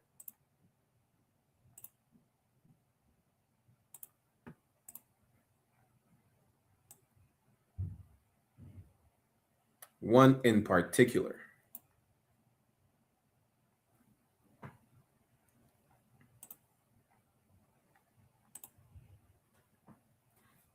God gave us the easy way.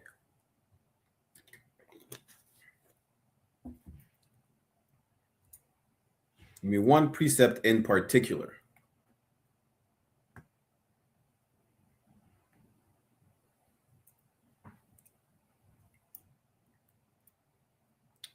For time's sake, I might give it to y'all. Come on. I know y'all know.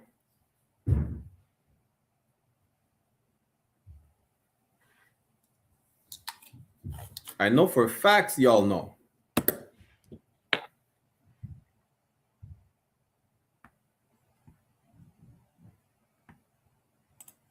Isaiah said Matthew chapter 19, verse 17. Let me see.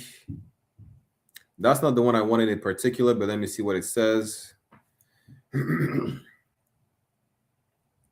and 17. And he said unto him, why callest thou me good? That's not the one.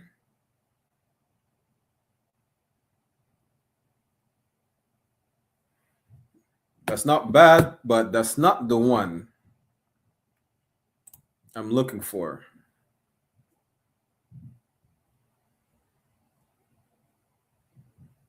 But that's a perfect precept for what we just read earlier about becoming a living soul. So just for edification purposes, I'm going to bring this up.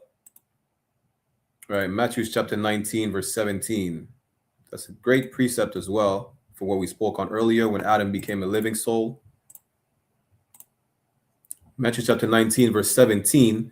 And he said unto him, that's Yahweh speaking, who you call Jesus Christ, why callest thou me good? There is none good but one, that is God. That's twofold. Christ is telling you he's not God. Just so y'all know. Christ is not the God. But if thou wilt enter into life, keep the commandments. You understand? Keeping the commandments is how you become alive, how you enter into life, right? Isaiah said, John 15 and 10, what does it say? Mind you, y'all got 3 strikes. It's a lot. I ain't trying to be like the devil. But after the 3rd time, usually I gave y'all the answer. John 15 and 10, he said, if you keep my commandments, you shall abide in my love. Means I kept my Father's commandment and abide in his love.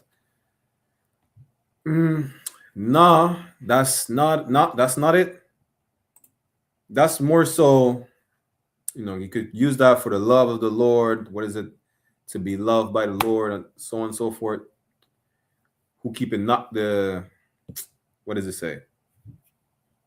I'm just paraphrasing. If you love the world, the love of the Father is not in you. What is love? 1 John 5 and 3. The love of God is to keep the commandments. You could use that for that. I give y'all one more try, though. I give y'all one more try.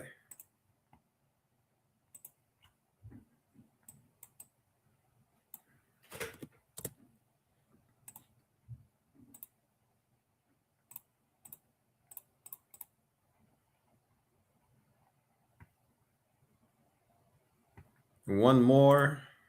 Bear with me 1 second. I know y'all know. I ain't giving y'all no. I gave y'all the hint already.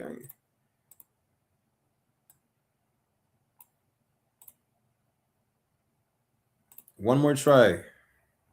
Come on, I gave y'all 10 seconds. 15 seconds. Let me be more brotherly.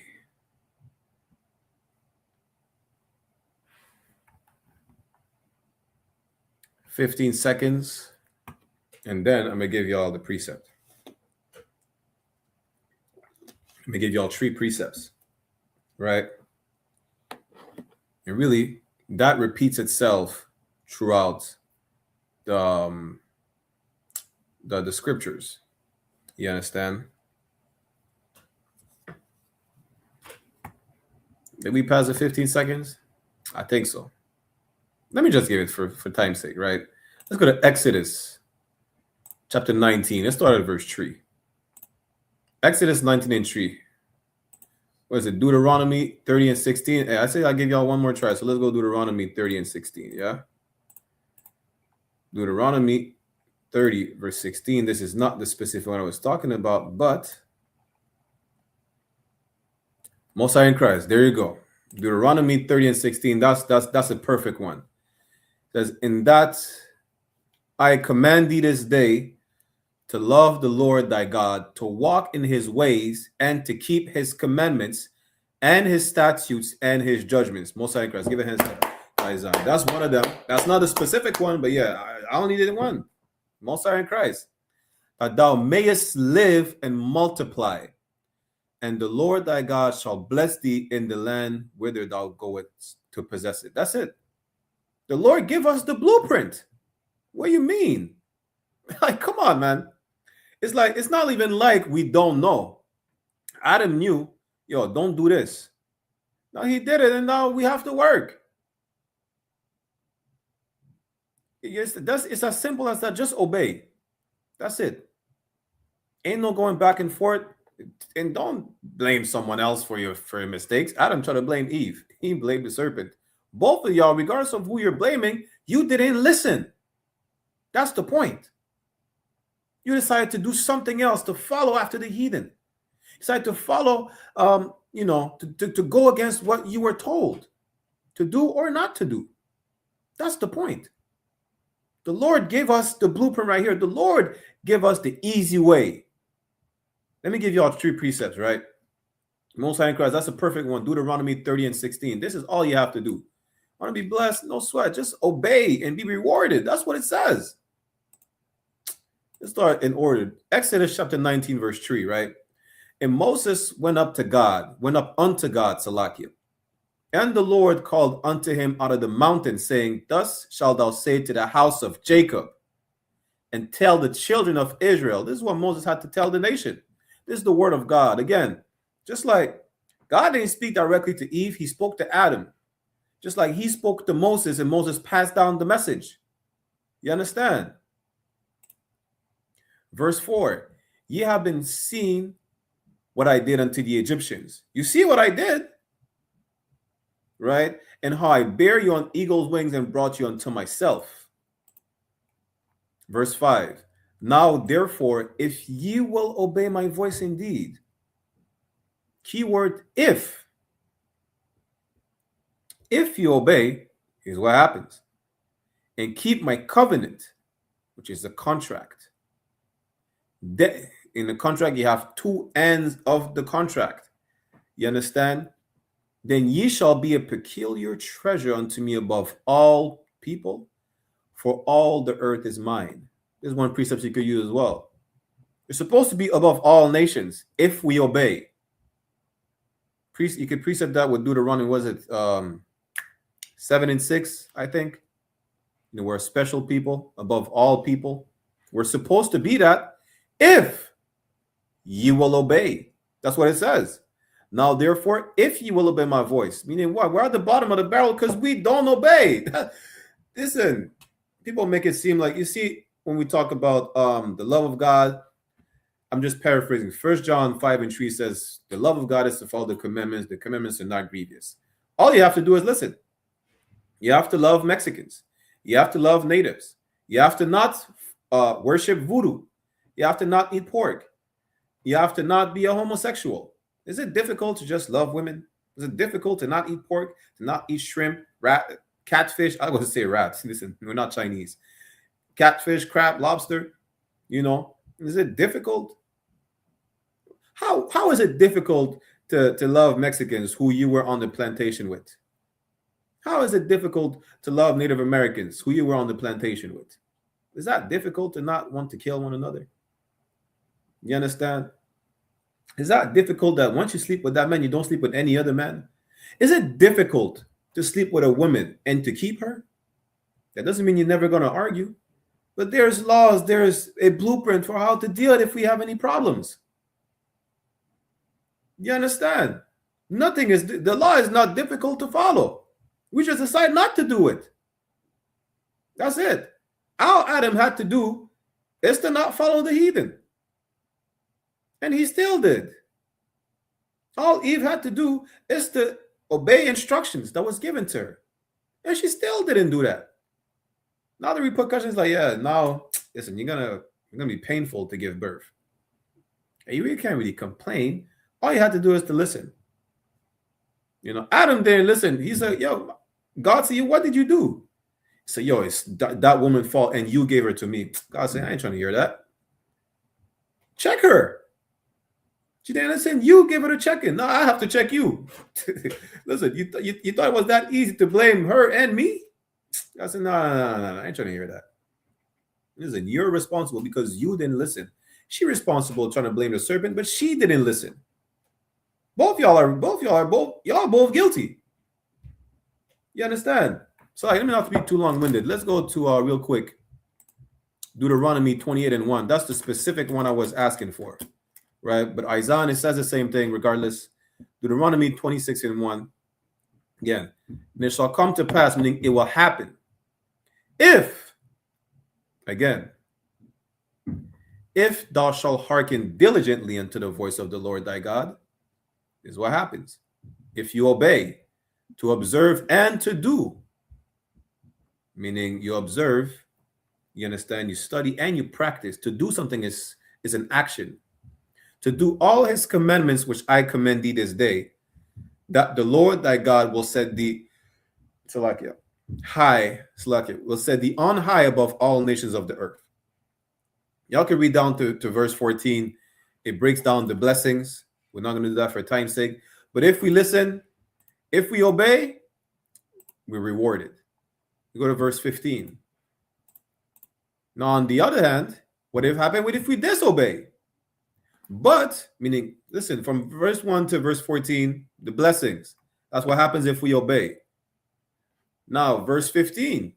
But, meaning, if this happens, you're rewarded. But, on the other hand, but it shall come to pass, meaning it will happen, if thou will not hearken unto the voice of the Lord thy God, meaning if you do the opposite. What is the opposite of obeying? Disobeying.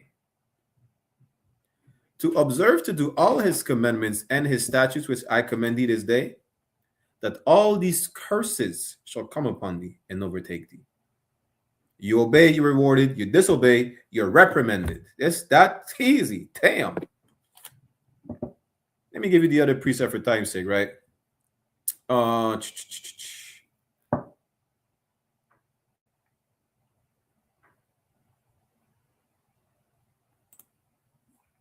This is the Baruch,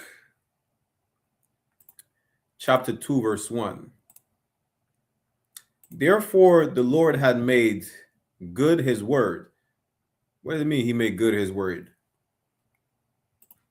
Man, we got a few minutes left. What does it mean he made good his word? What does that mean? The Lord had made good his word.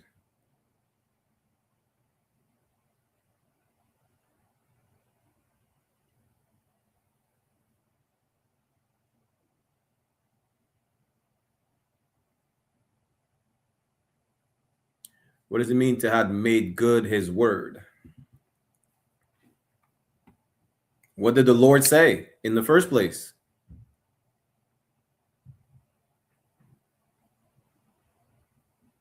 The Lord had made good his word.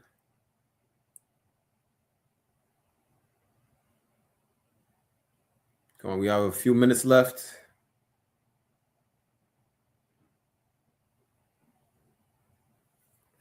Remember, it's in Old English. I might give you for time's sake.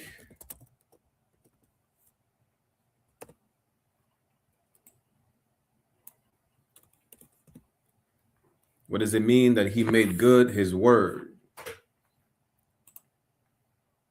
He kept his promise. He kept his end of the bargain. But what?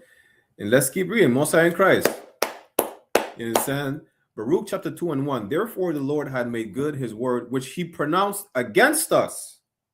Not for our benefit. Our benefit is if we obey, we reward it. What did he pronounce against us? We just read it. The curses.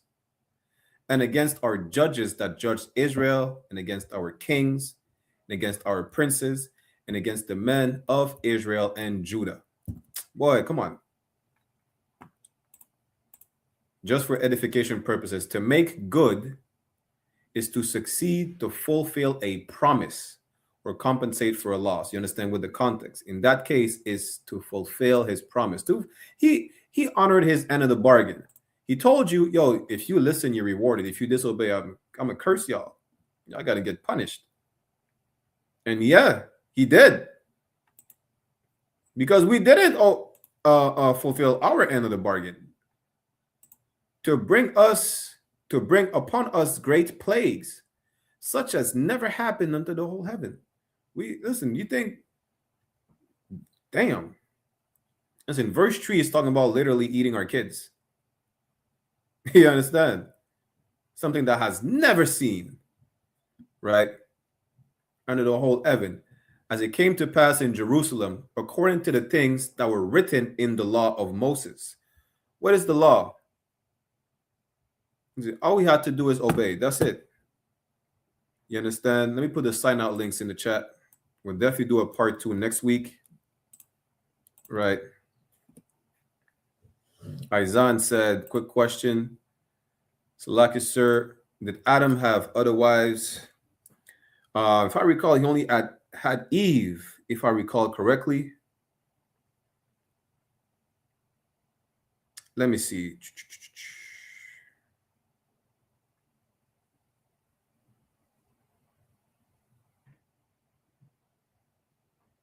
Bear with me 1 second.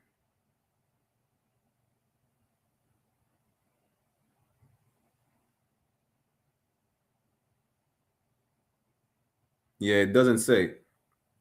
It doesn't mention any other wife. It mentioned he knew his wife again, so he had Seth after Cain killed Abel.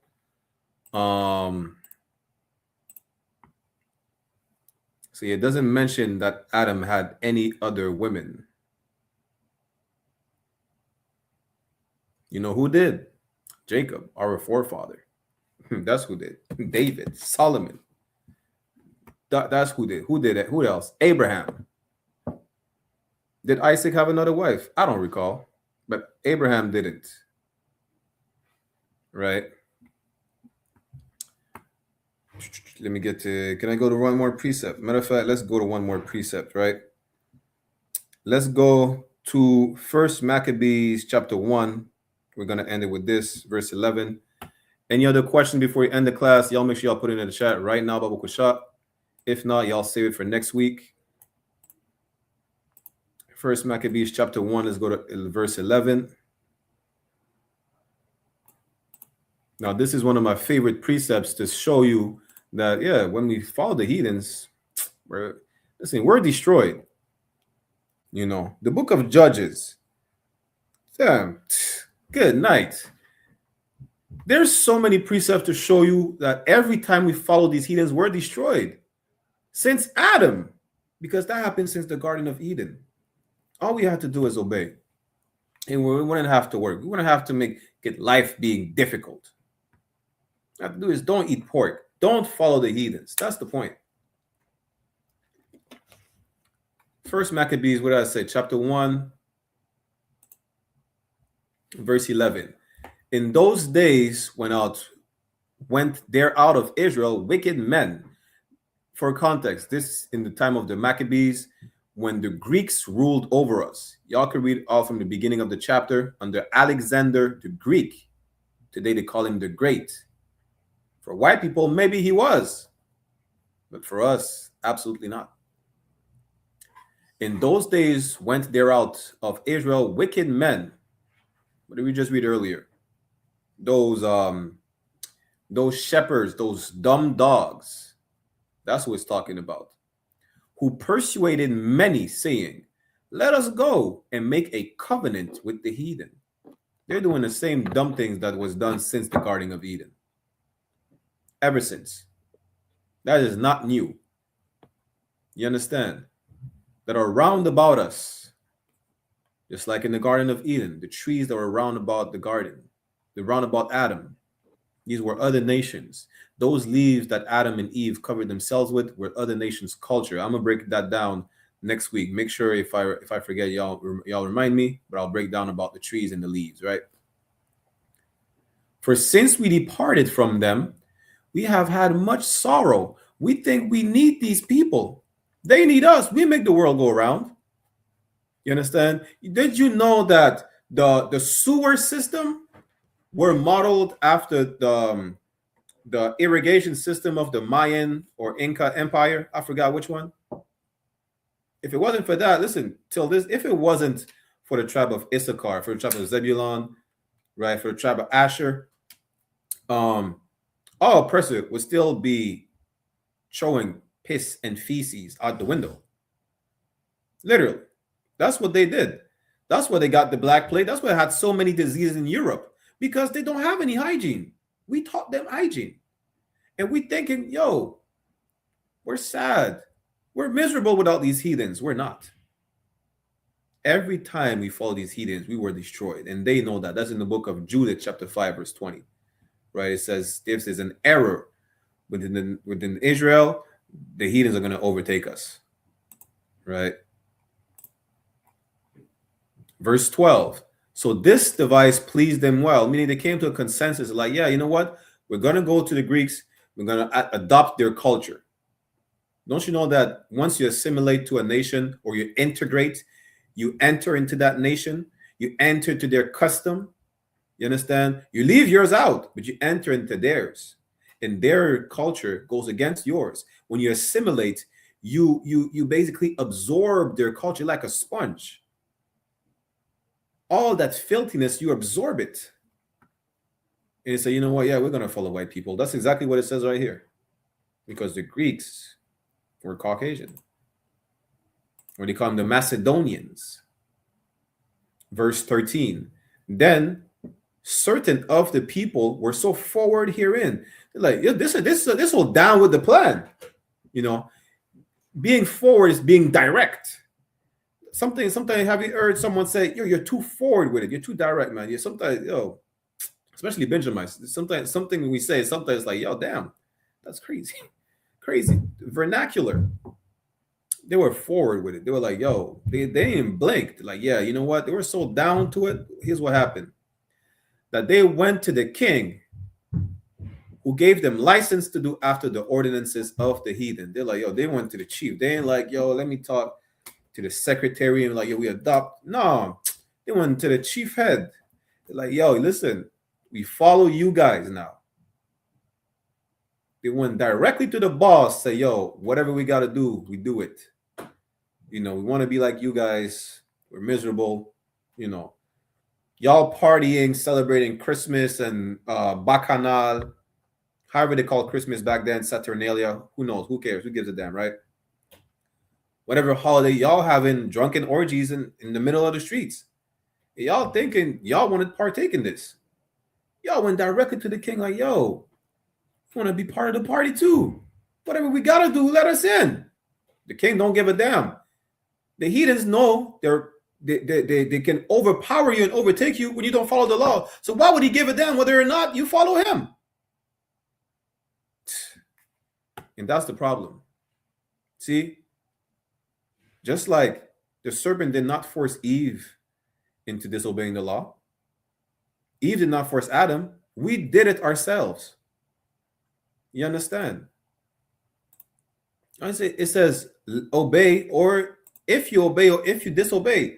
That's it. Meaning what? You're the one either obeying or disobeying. Nobody's forcing you to do either or. Verse 14, whereupon they built a place of exercise at Jerusalem according to the customs of the heathen. If you did not know, it's a gym. That's a place of exercise. If you did not know how those gyms were back then, they were exercising naked. Look up the culture of the gymnasium. That gym is short for gymnasium. Look at the culture, that Greek culture. Y'all were bench pressing naked, Salakia. That's literally what happened. And y'all brought that filthiness to Jerusalem. Y'all thought y'all thought you want to be part of this? Good night, man. This one was it, verse 15. And made themselves uncircumcised. For times, let me just break it down to y'all. Circumcision, this is a metaphor. Physical circumcision is when the foreskin of your rod is being cut off, right? Or severed. And there was a token for us, not a token, what is it called again? Well, let's call it a token of the covenant we had with the Lord. You understand? But if if being circumcised is that foreskin being cut off, what is the opposite, being uncircumcised? Meaning you reattach it. Being circumcised, that foreskin is separated. For times I'm going to give you all the breakdown, like I said, being separated is being holy. So now that we're uncircumcised, we reattach ourselves. We attach ourselves, understand, to these heathens. As opposed to be separated like the Lord made us, we decide to attach ourselves to these heathens. Just like, Adam and Eve attached themselves to the trees in the garden. to that serpent. That's what happened. We're supposed to be circumcised. We're supposed to be separated. We're supposed to be holy, set apart. But now they say, yo, let's join the heathens because, yo, we missed the party. The greatest party on the planet is when we got freed from the heathens, the Passover. You understand? That's a holy convocation. A convocation set apart, separated, not uncircumcised and reattached to everybody else. Our parties are private parties. You want to go to the goddamn club with these disgusting, filthy, deviant heathens. That's exactly what it says. Made themselves uncircumcised, meaning we attach ourselves to them. And forsook the holy covenant. We forget about the deal with God. If we obey, we good to go. If we disobey, we destroy. You forgot all about that. Just for what? Just to party all day and night? Listen, you know how the Greeks partied? We already covered all these. Damn near every time there's one of these pagan holiday coming up, we cover the history of it. Carnival. Listen, y'all literally drunk and high and naked in the middle of the streets. Valentine's Day, y'all do the same thing, and then y'all add to sacrificing dogs and goats to whip women for fertility in the middle of the street, and then having a drunken orgy. It's all about being drunk and deviant. That's all these pagan holidays are about. You're like, yeah, I want to be part of the party too. They're disgusting. What is there to miss? What is there to miss? Come on.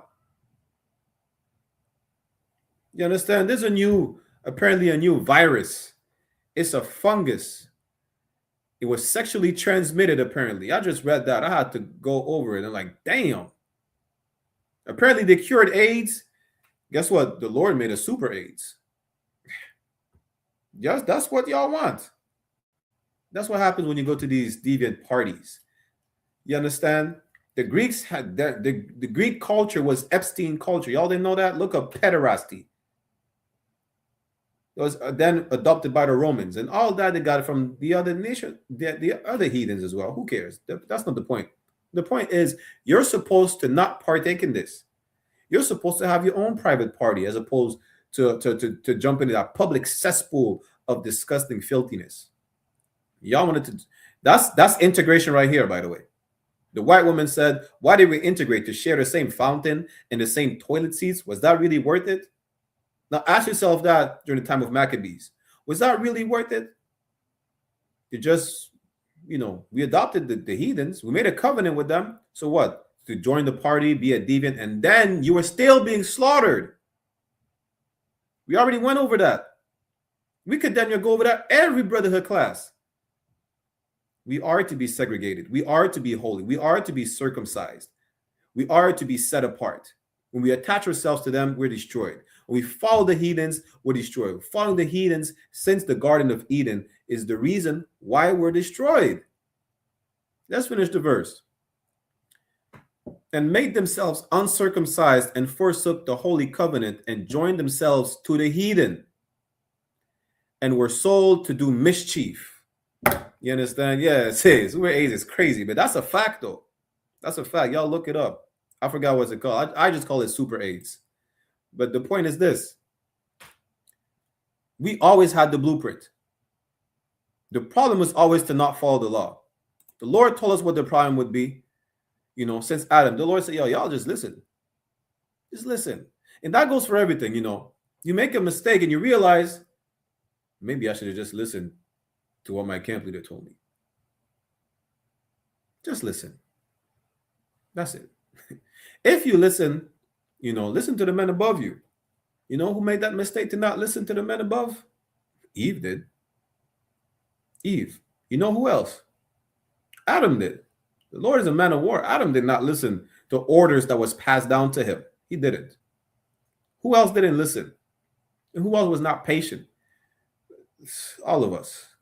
The golden calf. We're going to go next week to the book of Judges. I think there's a story in Joshua. There is plenty of example. Ezra. We married these filthy heathens. We're not supposed to have interracial marriage. Now we married them and then we go back into captivity. It was reiterated again in the book of Nehemiah. Are we going to sin like what Solomon did by marrying strange women? And that's why we're in captivity. No need to name the amount of times that we were in captivity. The kingdom got split because of that. And Solomon was perfect until he was not. Solomon did the same thing Adam did. He got weak for women, though. I ain't gonna hold you. The solution is what? To come back to the Lord. To come back to following the law, statutes, and commandments. That's it. Every time we did that, we were not oppressed no more. We were not captives no more. What we did after that, we went back to the same bullshit. So like we went back to the same stupidness again. I just showed you that's in the Apocrypha. We got delivered. What did we do? Yeah, we missed the public parties. Let's go back to the Greeks. And then what happened? Read the book of Maccabees. On down, you're gonna see to the whole first chapter, to the whole story. What happened before we got to celebrate the feast of dedication, Hanukkah. The Greeks the Greeks never cared about us, whether we followed them or not. They still slaughter us by the thousands. You understand? They slaughtered us. They enslaved us. They tortured a mother and her 7 kids because they would not eat pork. Just to show you that they don't care whether or not you follow the law. They're going to kill you regardless. Might as well follow the law. You understand? And make sure God don't punish us. God's going to deal with them. Make sure he deals with us the right way. How? By making sure we're on his good side. How can we be on his good side? Or how can we be on his good side? We obey. How do we remain on his good side? We don't disobey. With that said, it's a like for being long-winded. I'm going to end the class right here. Make sure y'all click the sign in and sign out links at the beginning and the end of the class. Next week will be a part 2, right? It's a like for being long-winded. Shout out to everybody that was in the chat. You understand? Aizan, the young man, Adam, even the troll. I appreciate the troll. Keep commenting, like, share, subscribe, put comments, ask questions, push the algorithm. Everybody needs to know the truth that so-called blacks, Latinos, and Native are the real biblical Israelites, and the solution is right there. Stop following the oppressor.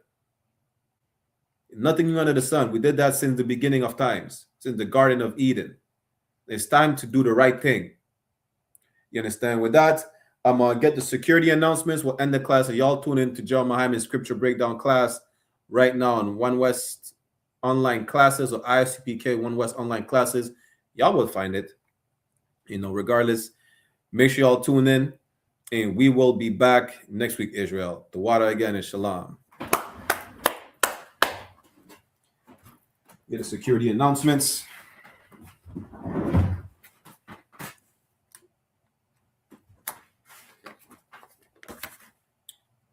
We are the I.S.U.P.K. security announcements. We are the I.S.U.P.K. Started out of 1 West 125th Street, Harlem, New York, under Commandant General YAHANNA. Rule for new brother and sister. When a new brother or sister comes into the school, they're off limits for 6 months. They are to be saluted only. They are here to shed themselves of the world. If they need transportation, the teacher will arrange it. After 6 months, if a brother or a sister has an interest in a particular person, he or she must get permission from the head to speak to a brother or a sister. There is another 6 months in which the brother and sister will court each other. After the 6-month period, the brother and sister will get permission from the head to marry. Tithes, which is a commandment. Numbers chapter 18, verse 21, and Malachi chapter 3, verse 8 to 10. Means tenth in the Hebrew, ma'ashara. 10% of every penny of any increase the Lord gives you, give to the treasury department or teacher. Priest fund, free will offering for priests, not mandatory, whatsoever amount you would like. Upcoming holy convocation. We have coming up the Feast of First Fruits, which will be not this Sunday, but next Sunday, May 31st, right? Start before sundown. You can read about it more in the book of Leviticus, chapter 23, verse 10 to 22. Reminder to all Akim wa Akwathian, reminder to all brothers and sisters to check the bulletin board in the hallway of their school if they have a physical location. And if anyone wants to be a trooper in the school, to start wearing all black, boots, shirts, pants, headband, and scarf. With that, so we'll give a courtesy salute to the brothers and a courtesy salute to the sisters. Menavijal Amajam. We'll give a courtesy salute to the brothers. Menavijal Amajam Shabbat. Amajam, Barak, Shalom Yahweh Hashem Yahweh Shai Brakatham. Being Yahweh in the name of Yahweh Shai bless y'all. Yah Jamata, which means hands down. Sar, which means to turn and face the sisters. We'll give them a courtesy salute as well. Menavijal Amajam Shabbat. Amajam, Barak, Yahweh Shamar Alathan Ba Hashem Yahweh Shai. Being Yahweh, watch over y'all in the name of Yahweh Shai. Yah Jamata, class dismissed. The water again. Shalom, Israel.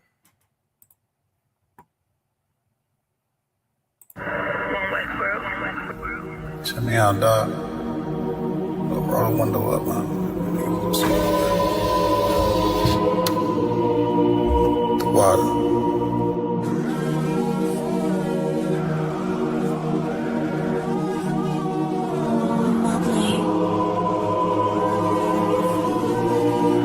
Ain't no better, dog, brother. The son of a king. I don't Balenciaga. I might just wear Kyla. I might just wear the Pradas. But I'm thinking long term, so I might say the dollars. We ain't no better. I'm just being honest. I should've went to college, but I was thinking violence. This a one West world. We the fucking livest. Break it down, we break ground. We don't break no damn promise. Let's get active, dog. Don't tell me how you feel about it. These cats saying too much. They ain't learn enough. You maxed out the first quarter, I'm still warming up. These niggas tossing up a brick, they can't score with us. Who gon' come against us? On the Lord with us. Them niggas riding for you. Hope they ride till they crash. Put my name in your mouth, I put my belt to your ass. I ain't running no race, I just hope that I last. All them niggas you look up to, I consider them trash. Only time you seen a leader was in Wayne hand. Niggas will dap you, then pop you with the same hand. I'm a main player, I stick to the game plan. He don't really fuck with you, that's your main man. We them niggas came through and made your city hot. Yup, said he in the field, but he really not. I ain't casting no stone, I just let him rock. And that's the kind of story they gon' read about. But if it's war, it ain't no tapping out. Grip still heat, spit like a dragon mouth.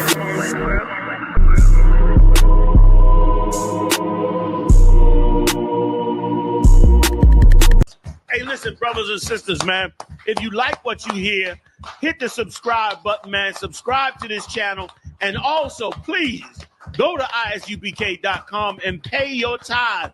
Drop me some cash so we can move around this planet like we need to, man, and do the things we need to do. They're one West.